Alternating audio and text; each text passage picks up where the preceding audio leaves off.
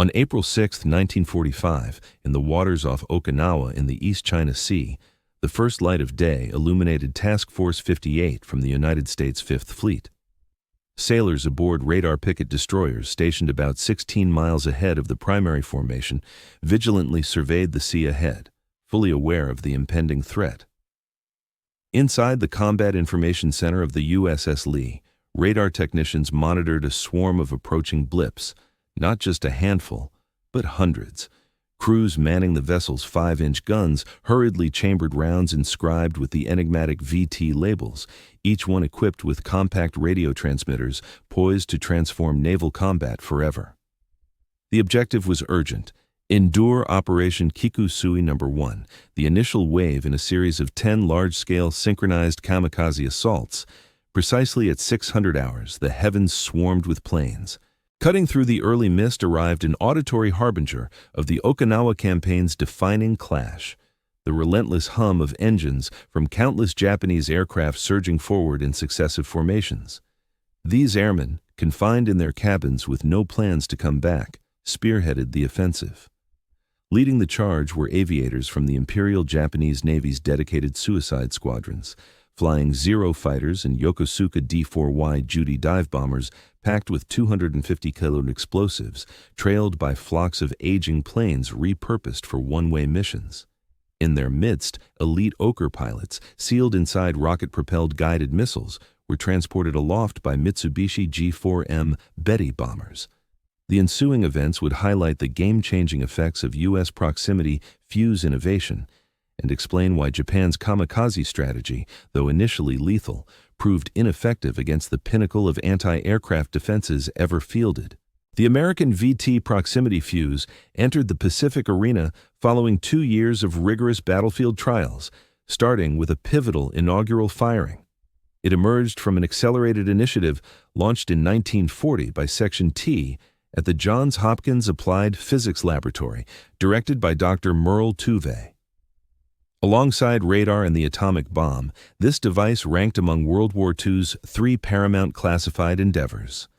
Its mechanism relied on an elegantly straightforward concept, a small-scale radio setup that emitted steady signals and gauged their echoed frequencies. Upon detecting a Doppler shift signaling nearness to an enemy, the fuse triggered the shell's burst on its own. Gunners no longer had to guess ranges or adjust fuses manually. The ordnance decided its own moment of impact. Overcoming the hurdles proved monumental. The fuse's innards, featuring delicate glass vacuum tubes crafted by Sylvania, endured launches subjecting them to 20,000 G-forces from a 5-inch cannon. The rounds soared to 2,600 feet per second, twisting at 25,000 RPM as they navigated the barrel's grooves. Each element needed to perform flawlessly post this brutal ejection and endure extremes from 100 degrees down to 50 degrees. Come April 1945, U.S. production lines had churned out more than 15 million such fuses for naval applications in the Pacific.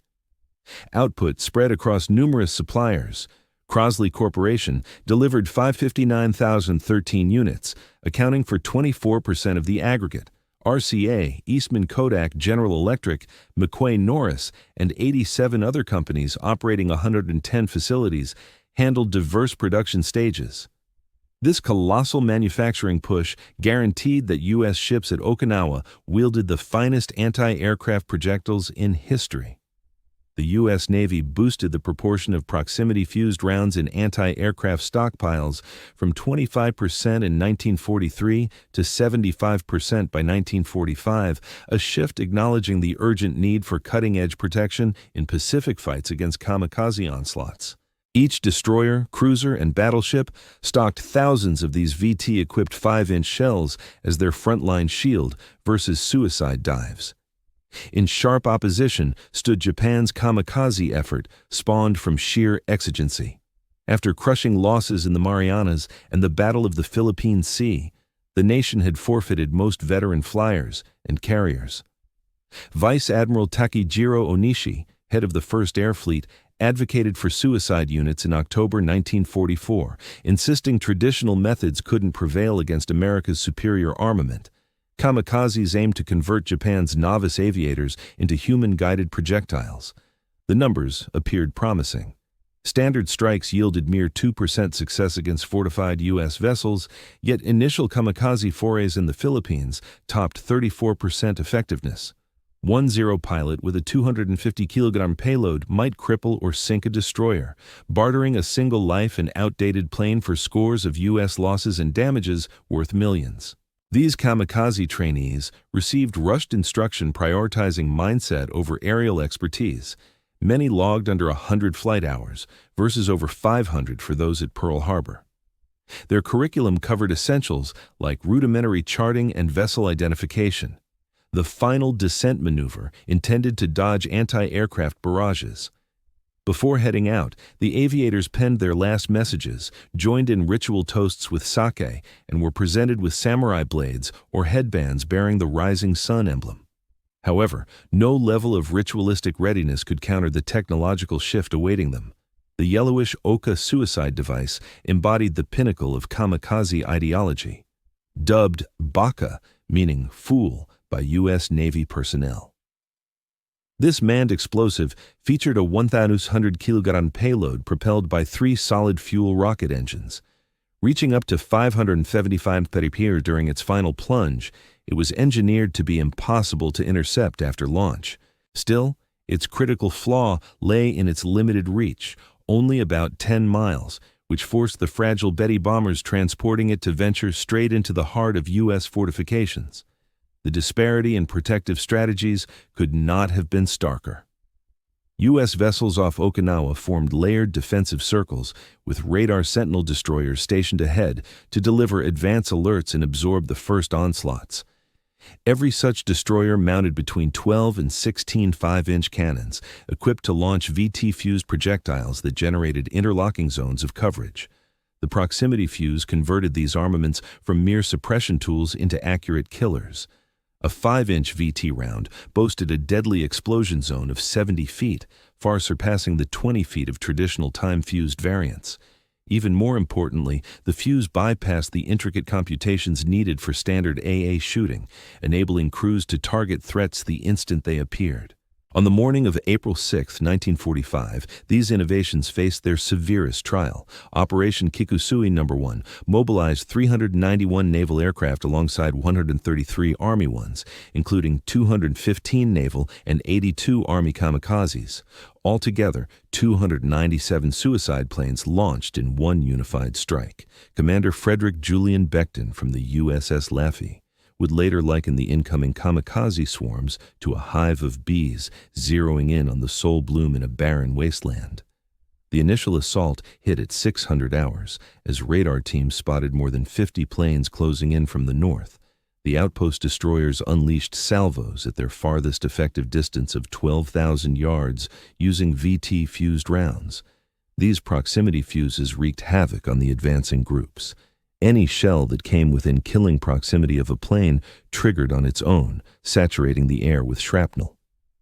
In contrast to time-fused munitions that demanded exact distance predictions, VT fuses made glancing passes lethal. In mere moments, scores of Japanese planes plummeted into the ocean. Their do-or-die runs terminated far short of the ships, yet the kamikazes pressed on relentlessly. At Odo 744, the USS Laffey endured a focused barrage from 22 planes over 80 minutes. Her crew unleashed 345 5-inch VT shells, taking out 9 assailants directly. The fuses let Laffey's batteries tackle several foes at once, shifting focus swiftly without the pauses for adjusting settings. Even when kamikaze aviators tried their usual low-altitude skim over the waves to slip past radar, the VT fuses held firm, exploding near the water's surface to form barriers of debris that ripped apart aircraft hugging the sea. For all that fierce counterfire, Laffey took hits from 6 kamikazes and 4 bombs, but endured. This spoke volumes about U.S. repair expertise and how the fuses had thwarted countless more intruders from getting through. The VT fuse's prowess stemmed from deliberate ingenuity.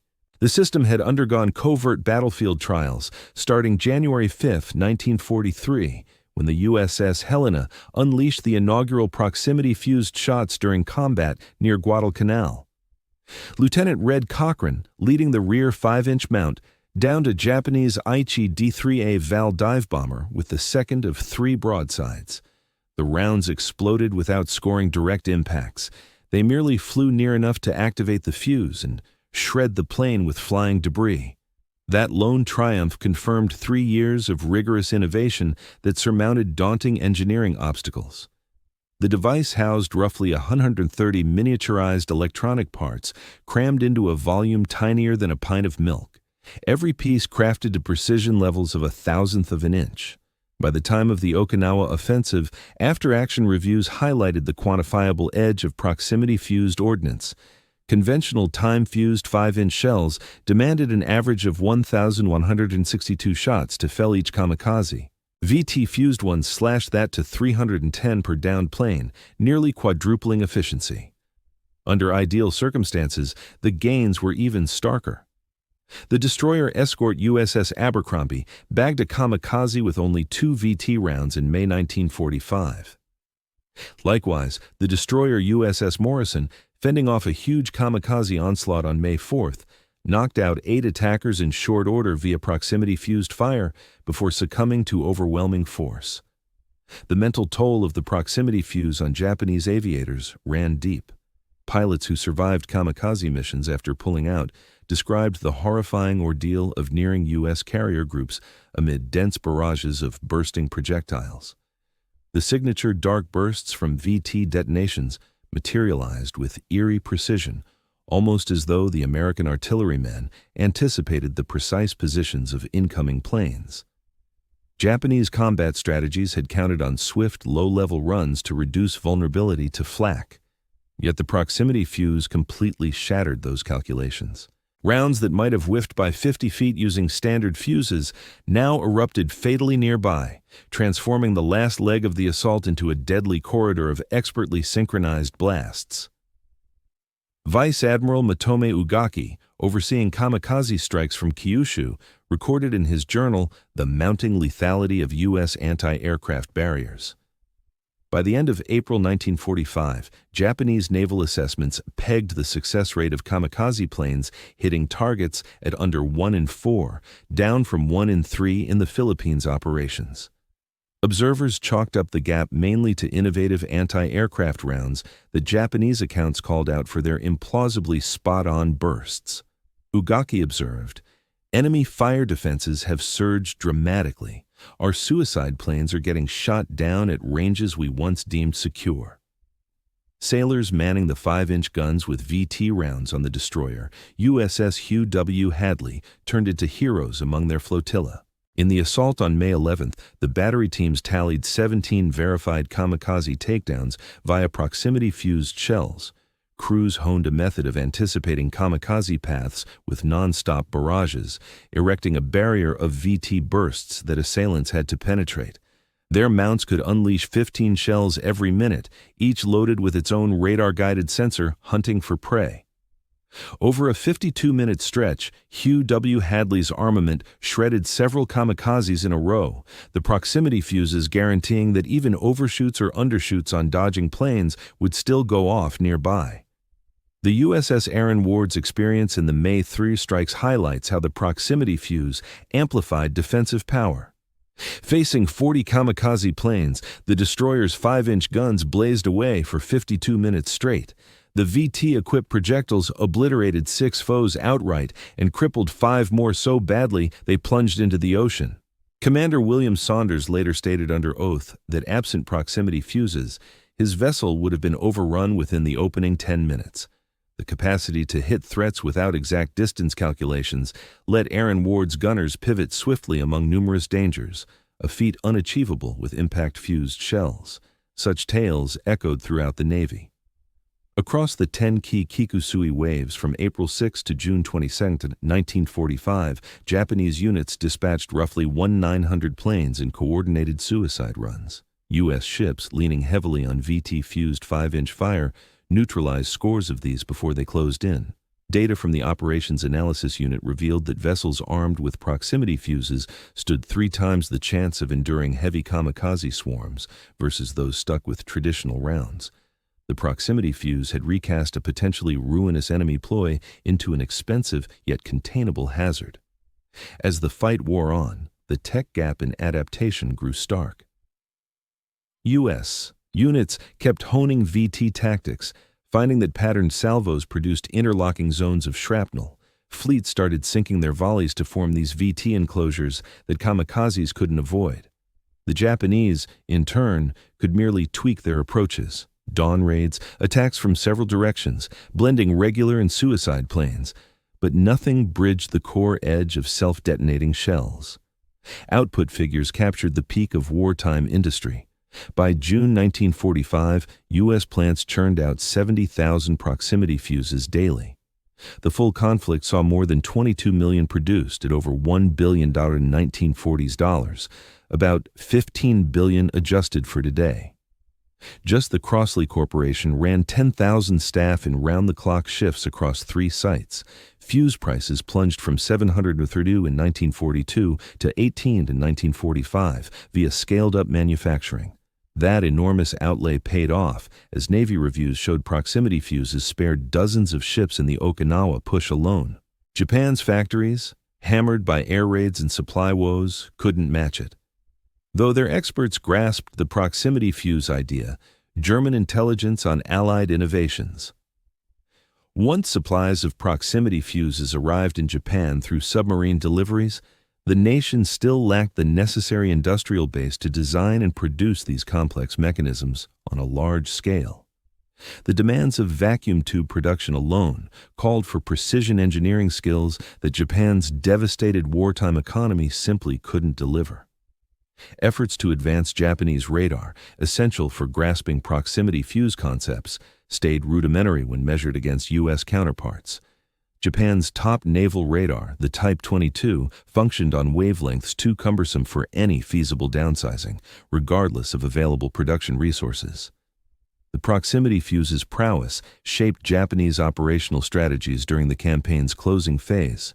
Come May 1945, Kamikaze aviators received orders to climb to peak heights before plunging straight down toward U.S. fleet formations, aiming to shorten their vulnerability to anti-aircraft barrages equipped with VT fuses.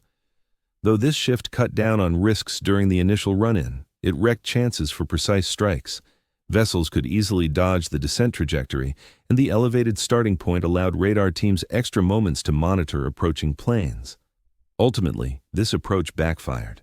Admiral Richmond Kelly Turner, who led the amphibious operations at Okinawa, attributed the success of the landing to proximity fuses. In correspondence to the Chief of Naval Operations, he stated, "Without the VT fuse, our losses from suicide attacks would have been unbearable.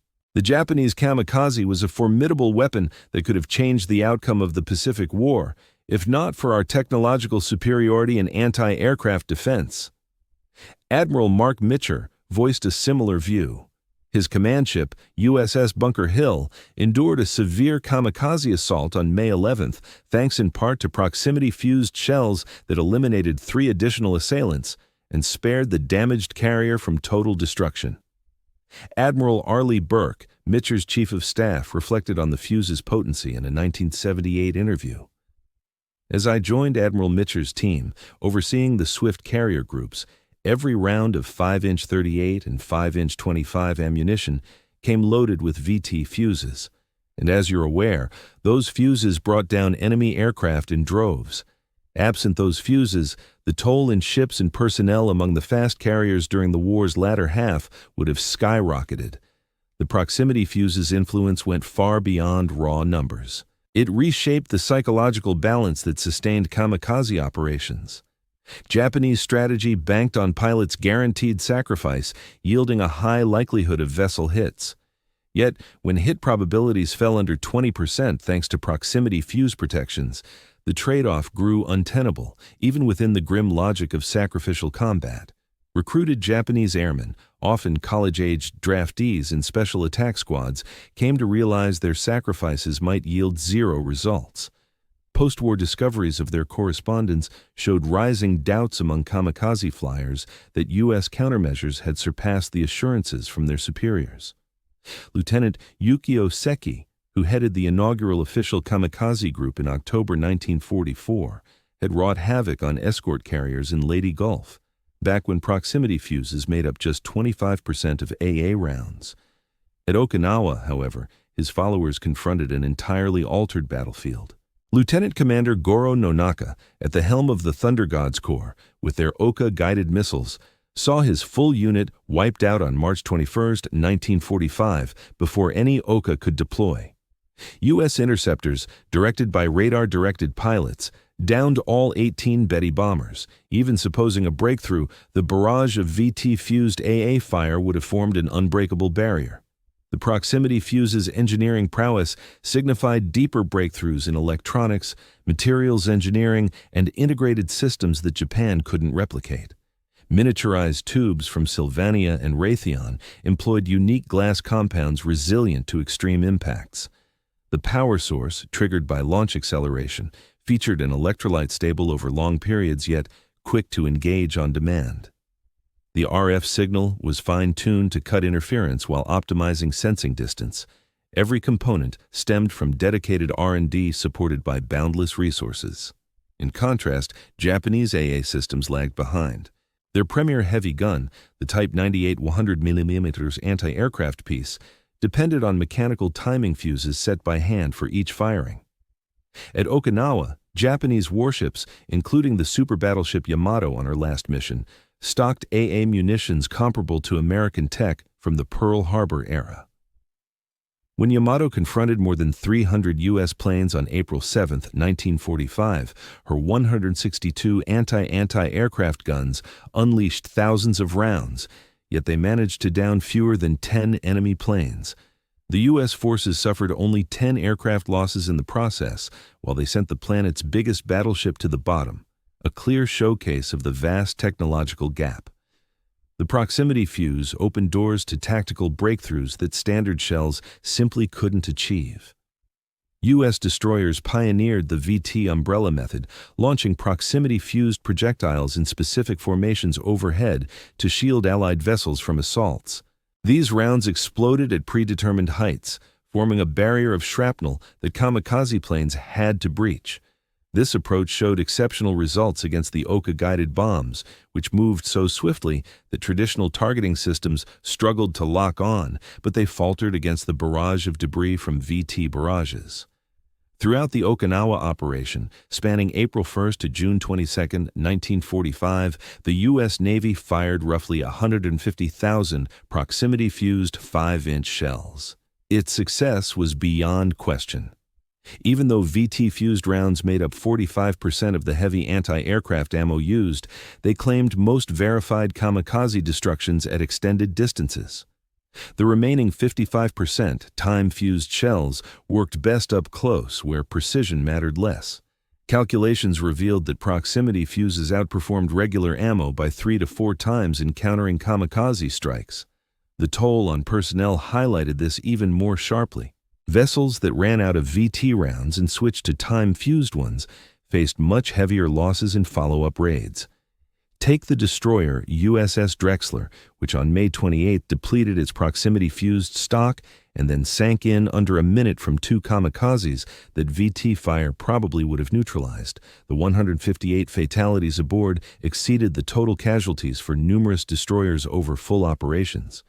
When adequately stocked with proximity-fused ammo, Admiral Raymond Spruance, leader of the Fifth Fleet, still encountered the kamikaze peril firsthand as his flagship USS Indianapolis took a hit in March, prompting a move to USS New Mexico, which suffered a strike in May. In his later accounts, he noted, "This marks my second encounter with a suicide aircraft striking my own vessel, and I've witnessed 4 others damaged nearby. The suicide plane remains a potent tool that demands our full respect."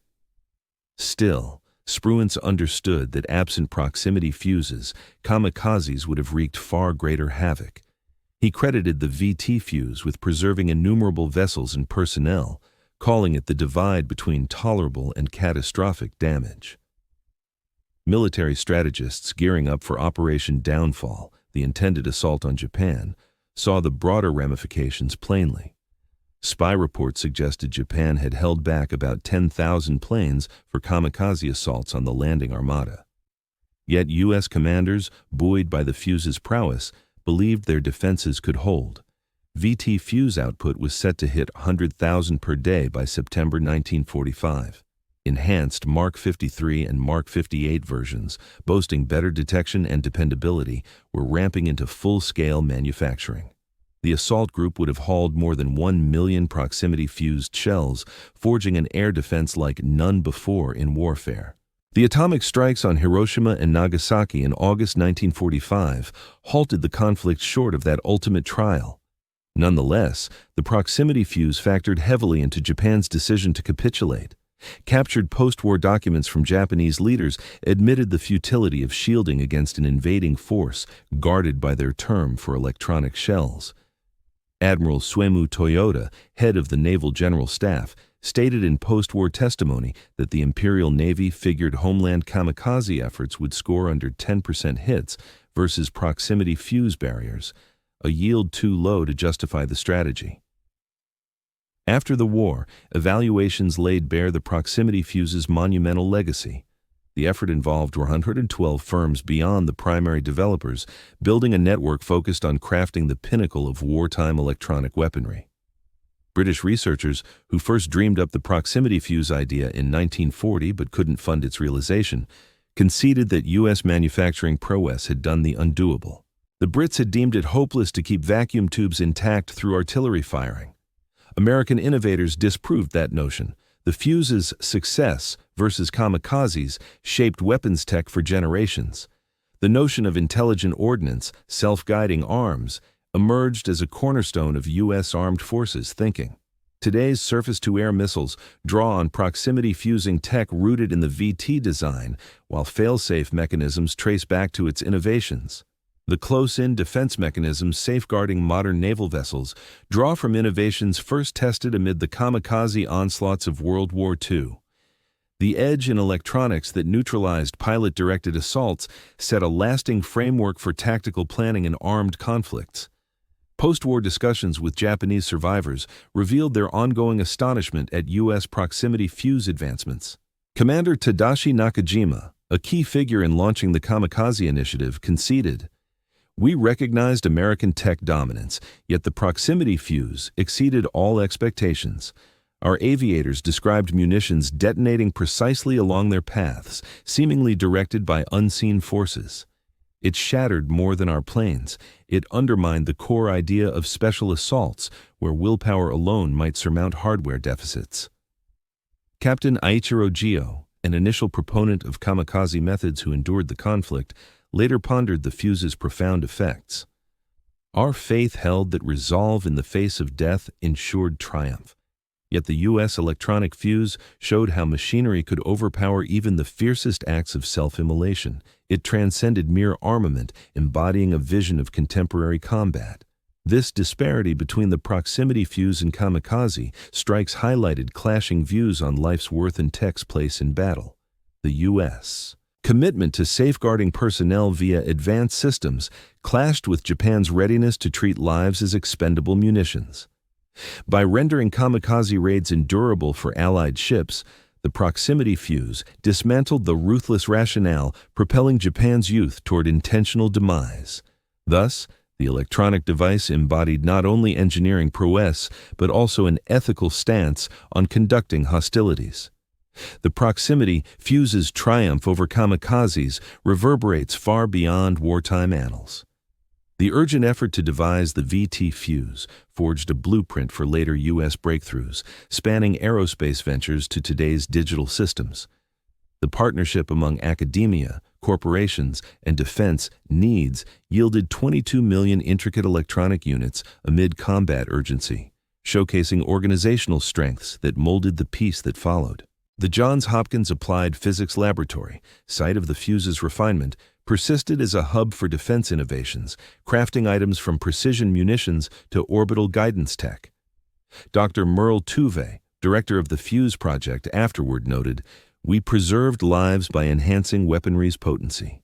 Each kamikaze felled by a proximity fuse ensured U.S. mariners reunited with loved ones that justified every ounce of labor and cost."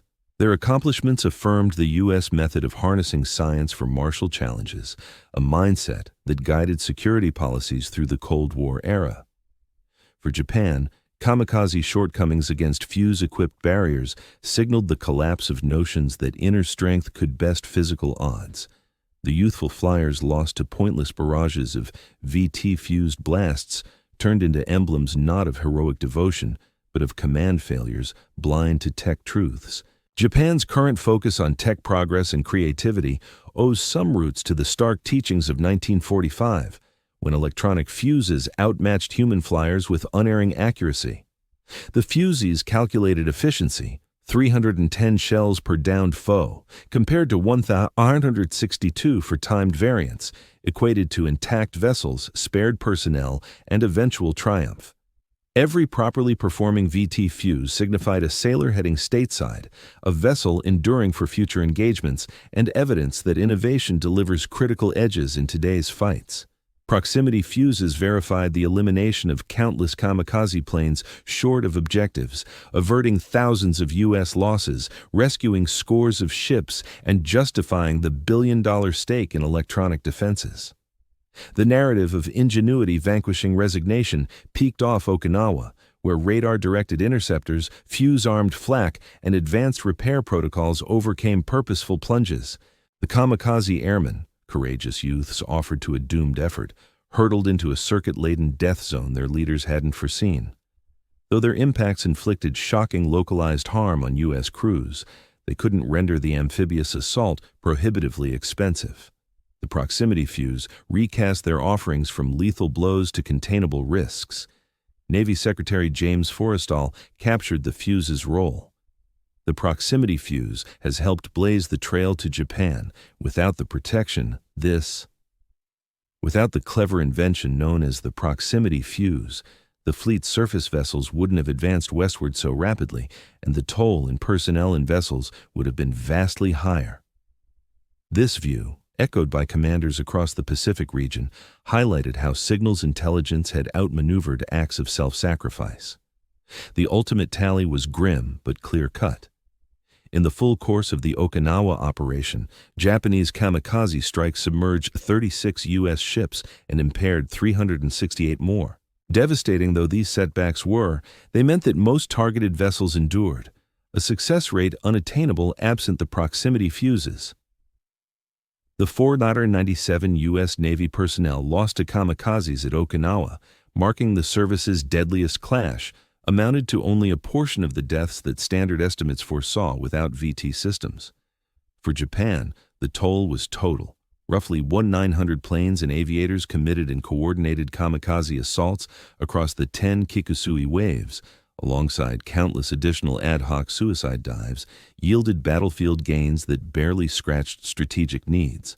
The proximity fuse's edge against kamikaze assaults showed that in contemporary combat, tech dominance could neutralize edges in manpower, resolve, or readiness to perish.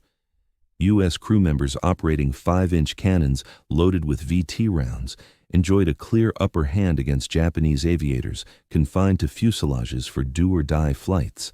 The compact radio emitter in every projectile's tip embodied manufacturing prowess, technical expertise, and logistical strength that no surge of samurai zeal could rival. As the smart fuse clashed with the mortal aviator high above Okinawa, the result was set by assembly lines in Cincinnati, research facilities in Maryland, and America's core conviction that innovation could safeguard lives en route to triumph. The numbers told an unyielding truth. A proximity fuse under 5 lb, packed with 130 electronic parts, produced for $18 by 1945, and active for under 30 seconds, could obliterate a kamikaze plane along with its flyer, a product of extensive preparation, heaps of aluminum and steel, and, most heartbreakingly, an irreplaceable human existence. Scaled up over thousands of clashes throughout the Pacific arena, this formula equaled U.S. success via tech edge that shaped the conflict's end. The proximity fuse's win over kamikaze threats affirmed America's whole strategy for 20th century fighting: commitment to innovation, trust in mass output, and confidence that better gear could best fervent zeal held true under the harshest trial conceivable. To Japan, the kamikaze's flop against fuse-protected barriers signaled not merely battlefield loss, but the debunking of essential tenets that willpower could conquer material limits. The smart fuse had vanquished the sacred Gale, confirming that in the forge of today's battles, cutting-edge tech would prevail over self-offering. The Pacific conflict revealed that in advanced sea combat, the power to down planes from afar dictated endurance. Countries able to innovate, fabricate, and field top-tier protective gear gained unbeatable leads over those banking solely on bravery. The matchup of proximity fuse versus kamikaze captures this idea in its purest form. U.S. electronic prowess toppling Japanese mortal devotion. The VT Fuzes feat at Okinawa cemented tech supremacy as the key to combat prowess. The divide in U.S. and Japanese methods for air defense weaves a broader narrative on industrial conflict in the 20th century.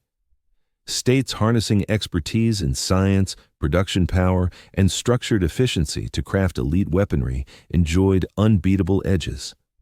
The proximity fuse embodied the peak of U.S. assets: creative design, large-scale fabrication, and methodical issue resolution turned toward war's demands.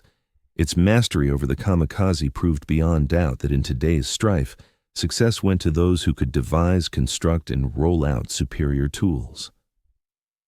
The fuse's pinpoint efficiency, 3 to 4 times that of standard shells, slashing ammo needed per takedown by 73%, averting the sinking of myriad vessels, equated to overarching success that saved U.S. lives while crushing a resolute foe.